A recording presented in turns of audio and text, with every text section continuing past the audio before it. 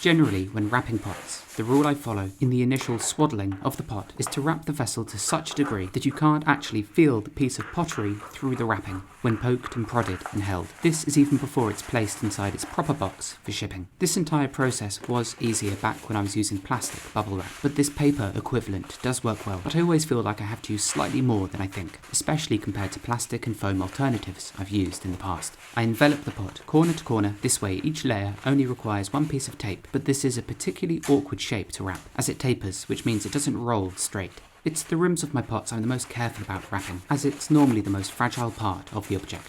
And at this stage, even if I squeeze quite firmly, I can't properly feel the pot underneath.